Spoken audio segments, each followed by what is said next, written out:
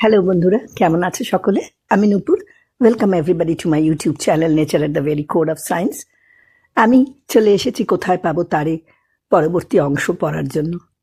আসলে এই মধ্য পশ্চিম আমেরিকায় এখন এই সকালবেলাটা এখনো সূর্যের আলো ভালো করে দেখা যায় না। চারপাশটা সাদা বরফে আচ্ছন্ন, আর কিরকম একটা মন খারাপের হাওয়া যেন বাইরের থেকে ঘরের মধ্যে প্রবেশ করার জন্য আকুপাকু করছে। আর এই সময়টা আমার চলে যায় মনটা সেই ৮,০০০ মাইল দূরে আমার একটা চেনা পরিচিত দেশে। কত গান, কত কথা, কত সুর মাথার মধ্যে কুলকুল করে বয়ে যায়। আমি তাই কখনো ফেরদৌসী রহমানের গান শুনি, তুমি আসবে বলে দুয়ার খোলা রাখি, কিংবা কখনো অন্য কোনো গান, যে গান আমার আত্মার ভীষণই প্রিয়, সেই গান গাই। আর এই অবসর সময়ে আবার আমি তুলে নিই কোথায় পাবো তারে। মনে হয় ওইটাই বোধহয় জীবনের যাত্রা। আর সেই যাত্রার স্বাদ যদি আপনাদের সঙ্গে ভাগ করে নিতে পারি, মন্দ কিসের? শুরু করি তাহলে আজকের পথ চালা। বাতাস লাগলে যেমন পারে পারে ঢেউ লাগে, দরবেশের চৌচির মুখে সেই রকম লাগলো। বলল, তা আবার যায় না, অচেনা লাগলো কিনা তাই। বলে, সাঁইয়ের ঠাঁই তো সবখানে, এ তল্লাটে বাবুকে তো দেখি নাই। অধর মাঝি কি যেন বলে, কিছু না, কেবল বৈঠা ছপ ছপ। বললাম, কোথায় যাব তা জানি না, ওপারে যাবার ইচ্ছে হলো তাই যাচ্ছি। নাম কি ওপারের? জিজ্ঞেস করলাম। দরবেশের ঝোলা থেকে তখন একখানি পুরনো ডুবকি বেরিয়েছে। ডুবকির চামড়ায় টোকা দিতে গিয়ে সাই বাবা হেসে মরে গেল। বলল, বাবু বলে কি গো অধরদা, পারের নাম জানে না। অধর সেই রকমই অধরা, সে কেবল পারাপার করে। নৌকা এখন মাছ দরিয়ায়, আশির তলায় তলায় টান। উজান কি আর এমনি ওঠে? গোটা সাগর চাপ দিচ্ছে। বৈঠা হাতে নাও, বুঝতে পারবে উজানি টান কাকে বলে। দরবেশ আবার জিজ্ঞাসা করে, তবে যাচ্ছেন কোথায়? ওপারে। ওপারে? সাই বাবার আবার হাসি। বলল, কোনো ঠিকানা নাই? লোকটার গলায় যেন হাসির বান আটকে রয়েছে। জবাব শুনলেই কলকলিয়ে ফেটে পড়বে, তবু বলতে হলো না। একেবারে দাড়ি ওড়ানো হাসি হাসলো দরবেশ। বলল, মজার ব্যাপার তো। বাবু যে মুর্শিদ খুঁজতে বেরছেন, আমারে আনলে কোন জনে, আমি ছিলেম কোনখানে। তা আসছেন কোত্থেকে? আর একটু কাছে এগিয়ে এসে বসলো। মাঝি একটা কথাও জিজ্ঞাসা করেনি। সাই বাবার কথাই ফুরায় না। আমার বাসস্থানের আধা শহরটার নাম বললাম। সে অমনি ঘাড় নেড়ে বলল, গেছি গেছি, আপনার দেশ ঘুরে এসেছি। তা সেখান থেকে সাত সকালে বেরিয়ে পড়েছেন ওপারে যাবেন বলে? হ্যাঁ। আর ওপারের নামও জানেন না? জানবার দরকার কি, তা নিজেই জানি না। নিজেকে যে কথা জিজ্ঞাসা করিনি, তা এ লোককে বলি কেমন করে? আমি তো নামের খোঁজে আসিনি, আমি যেতে চাই আম জাম নারকেলের ছায়ায় যে পথ গিয়েছে সেই পথে আমি চলে যেতে চাই, যে পথ আমার অদেখা, অচেনা। আমি ইছামতির আয়নায় আকাশ দেখব, যত দূর চোখ যায় তত দূরে। আর অমনি মন মুর্শেদের ডাক যদি শুনি, তবে তাই শুনবো। আমার অজানাকা নিয়ে এত হাসি কিসের? তবু জিজ্ঞাসা করলাম, কি নাম ওপারের? ইটিন্ডা। নামটা শোনা শোনা লাগলো। ম্যাপে দেখেছি কি বইয়ে পড়েছি, মনে করতে পারি না। দরবেশ বলল, তা বাবু, ঠিকানা যদি নাই, ওপারে গিয়ে কি করবেন? দুপাক না দিতেই তো সেই বর্ডার। বর্ডার মানে বর্ডার, দুই বাংলার সীমানা। বললাম, তাই নাকি? তবে কোথায় যাব? তাই তো মুর্শেদের ভাবনা কেড়ে নিলে বাবু। দরবেশকে সে ভাবিয়ে তুললে। ওই বেরোবার মুখে হরেকেষ্ট আর তার বউই ফ্যাসাদ করেছে। বলল, কাছে পিঠে কোথাও মেলা খেলাও নেই যে বলবো একটু ঘুর দিয়ে যান। মেলার কথা শুনে উৎসাহিত হলাম, কিন্তু দরবেশের ঠোঁট উল্টে গিয়েছে, ঘাড় নাড়তে আরম্ভ করেছে। বলল, উহু, এক আপনার গে সেই সাখরের রাসের মেলা, তাও ভাঙা মেলা, দূর বেজায়। অতএব দুপাকের ইটিন্ডাতেই ঘুরে আসা যাক। বাংলাদেশের ওপারের রংটা আলাদা হয়েছে কিনা দেখে আসা যাবে। দরবেশ দেখি ডুবকিতে আঙুলের টোকা মারছে। ডুপ ডুপ, ডুবকি ডুবকি, ডুপুক ডুপুক। পকেট থেকে সিগারেট বের করে ধরালাম। দেখলাম দরবেশের চোখ বোঝা, নাকের পাটা ফোলানো। তারপর হুশ করে নিঃশ্বাস ফেলে বলল, যা ভেবেছি একেবারে তাই। কথার শেষে পাকা ছোপের দাঁত দেখা গেল, চোখের তারা সিগারেটের ডগায়। বোঝার উপায় নেই কাকে বলছে কি বলছে। আবার বলল, বুঝলে অদরদা, এ সেই তোমার পচা কাঠ পুরনো ছিরেট নয়, বাবুর ছিরেটের গন্ধই আলাদা, এর অনেক দাম না বাবু? মন গেল, মুর্শেদ গেল, মেলা খেলাও গেল, এখন বাবুর ছিরেটের গন্ধ দেখ আর তার দাম হিসেব করো। হতে পারে এসেছি ইছামতির কুলে, তা বলে কি অমন কথা শোনা নেই? এমন সকালটার না মাটি হয় মনের বিরক্তিতে। মুখ ফিরিয়ে তাকালাম দূর পলিচরের গাং শালিকগুলোর দিকে। শুনতে পেলাম ডুবকিতে চাপা তাল, তার সঙ্গে গুনগুন। আসিবের কালো বান্দা দিল্লি মৌত লিখে, এখন কেন কান্দিস বান্দা পরের মৌত দেখে? দেখো এখন বিরক্ত হবে না হাসি চাপবে? ফিরে তাকিয়ে দেখি দরবেশের চোখ ফেরানো দূরের নদীতে। তবে আর এত কঠিন হওয়া কেন যদি এখন মন খচখচ করে, যদি এমন করে শহুরে বৃত্তি মাথা নিচু করে? পকেট থেকে প্যাকেট বের করে বললাম, চলবে নাকি একটা? জয় মুর্শেদ, আপনার কম পড়বে না তো বাবু? দায় দোয়া জ্ঞান টনটনে। প্যাকেট খুলে সিগারেট দিয়ে বললাম, না, তবে বাবু দিয়াশলাই খানিও দেন। ঘোড়ায় যখন দিয়েছি চাবুক রেখে আর কি করব। দেশলাই বের করে দিতে গিয়ে দেখি সিগারেট দুখণ্ড করে ছেঁড়া হয়েছে। ভাবছি অর্ধেকটুকু আপাতত ঝোলায় যাবে। তার আগেই হাত বাড়িয়ে বলল, খাও গো অদরদা, বাবু দিলে। মাঝি তখন স্রোতের টানে বৈঠা ছাড়তে পারে না, কেবল শোনা গেল, রাখ। দরবেশ বাকি অর্ধেক ধরালো গোঁফ দাড়ি বাঁচিয়ে, এক মুখ ধোঁয়া ছেড়ে বলল, আচ্ছা বাবু, আপনি এলাত বেলাত গেছেন? বেলাত যদি বা বোঝা যায়, এলাত কোথায় জানি না, কিন্তু হঠাৎ এলাত বেলাতের কথাই বা উঠছে কেন? অবাক হয়ে তাকিয়ে বললাম, না। সিগারেটে আর একটা টান, একেবারে খতম। কোনো রকমে শেষের কাগজের চিলটে ধরে জলে ফেলে দিয়ে বলল, না, আজকাল সবাই তো এলাত বেলাত যায় বাবুরা, তাই জিজ্ঞেস করলাম। ঠোঁট চেটে দাঁত দেখিয়ে একটু চোখ ঘোরানো হলো। অধর মাঝির নৌকা তখন ডাঙায় লেগেছে। মাঝি আগে নেমে মাটিতে চেপে খুঁটি পুঁতে দিল। ওপার থেকে যেমন নিরালা দেখেছিলাম তেমনই নিরালা। গাছের ফাঁকে ফাঁকে কুটি কয় বেড়ার ঘর দেখা যায়। কোথায় যেন ছাগলছানা ডাক দিয়ে উঠল, আর মোরগের তরপানি তারা, মুরগির ককককানির ছুট।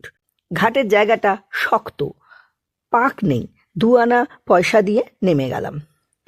দরবেশও নামলো। নামবার আগে আধখানা সিগারেট বাড়িয়ে ধরলো। অধর মাঝি সিটি নিয়ে কানে গুঁজলো। দেখি পাটাতন সরিয়ে জল সেঁচতে বসলো আবার। কিন্তু দরবেশের পারানি কোথায়? তার বুঝি পারানি লাগে না? এ আমার আনচিন্তা। মাঝি অধর, যাত্রী দরবেশ। এ ওকে ছিঁড়ে দেয়, এ ওর জন্য দড়ি ধরে দাঁড়িয়ে থাকে। এ নয়া জমানার কথা নয়, সাবেকি ঘরানার নিয়ম। এ নিয়মে পারানির কড়ি পাটানি কি মূল্যে যাচাই করে? তা তুমি জানবে কি করে হে? সামনের দিকে চেয়ে দেখি পথ একটা গিয়েছে পুবে, হাঁটা যাক। হারাবার ভাবনা তো নেই। তোমার না থাক, দরবেশের তো আছে। বলল, কোন দিকে যাবেন? যাই একদিকে। হাঁটতে লাগলাম। দরবেশ পাশে পাশে। আবার ফিরবেন কখন? বলতে পারলাম না। পেটে জ্বালা ধরলে বললাম, দেখি একটু ঘুরে ফিরে পারেন নৌকা পাবো তো? তা পাবেন, সবসময়ই এক আধখানা পারাপার হয়। 2 পা চলে আবার বলল, বড় মজার ব্যাপার, বাবুরা যায় হিল্লি দিল্লি, আপনি এলেন গায়ে জঙ্গলে। এমনি বেরিয়ে পড়লাম। জয় মুর্শেদ, বড় মজার ব্যাপার। আবার সেই হাসি। তারপর প্রায় কানের কাছে মুখ নিয়ে এসে বলল, সত্যি কোনো কাজ নাই বাবু? আশ্চর্য, লোকটা আমাকে মিথ্যেবাদী ভাবছে নাকি? বললাম, এখানে আবার কাজ কি থাকবে? দরবেশ বলল, তা বাবু কত রকমের কাজ থাকতে পারে। জমি জিরেত কেনাকাটা, ধান চালের খোঁজ খবর, পাটের আগাম দরাদরি, তারপর গিয়ে আপনার বর্ডারের কাজকর্ম। বর্ডারের কাজ? দরবেশ এবার একটু চোখ গোল করলো। বললো, তার হয় না? আপনাদের মতন বাবুরা মাঝে মধ্যেই তো গায়ে গেরামে ঘুরে বেড়ায়। পুলিশ টুলিশ নয় বাবু, আপনাদের মতন সাফসুরত জামা কাপড় পরে ঘুরে বেড়ায়। মানে বুঝতে পারছেন, খবর নেয়। গলা সে নিচু করলো আবার। বুঝতে পেরেছি। এতক্ষণ বেশ ছিলাম, এবার যেন বাংলা সীমানার দুর্গন্ধ পেলাম। এখন 2 বাংলার একটা সীমানা আছে। বললাম, না, আমার কোনো কাজ নেই, একটু আসতে ইচ্ছে হলো তাই চলে এলাম। সে বড় মজার ব্যাপার, হেসে বলল, তবে দুনিয়ার তাবৎ লোকের একটা ধান্দা থাকে তো, তাই জিজ্ঞাসা করলাম। ধান্দার কথাটা শুনে বিরক্তি লাগলো। এ দরবেশকে বোঝবার কিছু নেই। রুষ্ট হয়ে জিজ্ঞাসা করলাম, তা তুমি কেন বেরিয়েছ? আমি? দরবেশ ঝোলা ধরে ঝাঁকুনি দিল। ডুবকিতে 2 বার তাল দিয়ে মাথা নেড়ে হেসে বলল, মহাপেরানির ধান্দায় বাবু, পেটের ধান্দায়। যদি বলেন কিসের মজদুরি? মুর্শেদের নামের মজদুরি। কথাটা শুনে মনের কোথায় একটা চমক লেগে গেল। মুর্শেদের মজদুর এমন সহজে পেটের ধান্দার কথা বলে? সকলের ধান্দা আছে, তোমারও কি ধান্দা নেই? কার নামের মজদুরি তোমার? কিসের খোঁজে ফেরো? সহসা দরবেশের কথার কোনো জবাব দিতে পারি না। সে তখন ডুবকিতে ডুব ডুব করছে, আর আমার চমকের আলোয় মনের ভিতরে একটা ছেলেকে দেখতে পেলাম, যার চোখে পড়ন্ত বেলার উদ্বেগ, যার ঠোঁটে সাবধানী চুপি চুপি শব্দ, যাব যাব যাবই যাব। দরবেশের পাশে পাশে ইছামতির ধারের গায়ে হাঁটতে হাঁটতে আমার চমকের চিকুরে দেখলাম ছোট ছেলে, পাঠশালার পোড়ো, বছর 10 বয়স, ওপার বাংলার ঢাকা শহরের একরামপুর দিয়ে হেঁটে চলেছে। জিয়সের গলিতে সে দৌড় দিয়ে বাড়িতে ঢোকে, মায়ের পায়ের কাছে বই সেলেট নামিয়ে দিয়ে দে ছুট। মায়ের মুখের দোষ দিও না, হাঁক দিয়ে বলে, ও মুখ পরাগ, যাস কোথা? ছেলের গলায় উত্তেজনা, রুদ্ধশ্বাস, খেলতে, খেয়ে যা রে।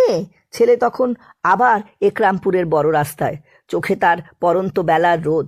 ইস, ছোটবেলা চলে যায়, খালি পা, গায়ে একটি পাতলা জামা, জুড়ি পরানো প্যান্ট, জামার পকেটে তার হাত ঢোকানো, সেখানে হাতের মুঠোয় 6ষ্ঠ জর্জের মাথা ছাপানো 2টি নতুন তাঁবার পয়সা, যার স্বাদ গন্ধ ওর জানা, হাতের ঘামে যা চটচটিয়ে উঠেছে পকেটের মধ্যে। এই পয়সা দিয়ে ও যাবে যাবে যাবেই। পাঠশালা জেলখানা থেকে পালাতে পারেনি, হেড পোড়োটা ইঁদুর ধরা বেড়ালের মতো তাকিয়েছিল, নইলে আগেই যেত। এই পয়সা দিয়ে 2টো জিভে গজা কেনা যেত, 2টো অমৃতি বা 2টো লুচি আর মোহনভোগ, জিভের সব লালা ও ঢোক গিলে খেয়েছে। এ 2 পয়সা তো রোজের পয়সা নয়, 2টো পয়সা এ যে মেলে কালে ভদ্রে। এই পয়সা দিয়ে কিছু কিনে খাওয়া যায় না, তার চেয়ে অনেক বিরাট স্বপ্ন সফল করতে হয়। ও যাবে আর যাবেই যাবে। কদমতলা পার হয়ে ওর পাগলা ছোট নারিন্দার পুলের দিকে, পিছন থেকে আসে ঘোড়ার গাড়ি, সামনে দিয়ে আসে ঘোড়ার গাড়ি, জোড়া ঘোড়ায় টানা, যাকে বলে পালকি গাড়ি, ঢাকা শহরের সেই আমলের সর্বকালের একমাত্র যানবাহন। তাদের চাবুকে বাজে শীষ। ছোট ছেলেটার ডাইন বায় জ্ঞান নেই, দেখে হাঁক দেয়, আরে মাখন, সসরকাইয়া যা। ওরে মাখন, সরে যা। ছেলেটার নাম মাখন নয়, গারোয়ানের আদরের ডাক। ননি মাখনের থেকে আদর করে আর বেশি কী বা বলা যায়। মাঝে মধ্যে বড় লোকের এক্কা গাড়ি, বড় ঘোড়া দুলকি চাল, চোখে ঠুলি, মাথায় শিরস্ত্রাণ, গাড়ির মধ্যে দেখবে মোটা সোটা গোলগাল মানুষ, নয়তো সুন্দর সুন্দর বউ, গা ভর্তি তাঁদের গহনা, সুন্দর শাড়ি আর মিঠে গন্ধ। ছেলেটার এইরকমই ধারণা। কচিত একটা মোটর গাড়ি, তাতে যে কারা চলে ওর কোনো ধারণা নেই। একবার ও চকিত হয়, ছোটার বেগ একটু কমে। বাঁদিকে কালাচাঁদ বাবুর মাঠ, সেখানে ওর বন্ধুরা তখন অনেকে খেলায় মত্ত, টেনিস বলের লোফালুফি, রিংয়ের ছোড়াছুড়ি, কে যেন ওর নাম ধরে ডাক দিয়েছে। তাই ও একবার চকিত হয়, একটু বেগ কমে, আবার পর মুহূর্তেই বেগ বেড়ে যায়। ওর সময় নেই, বেলা যতটা পড়ন্ত ওর চোখে তার থেকে বেশি। ওর চোখে রোদ বাড়ন্ত, কম তো বলতে নেই, হাঁড়িতে চাল না থাকলেই বাড়ন্ত।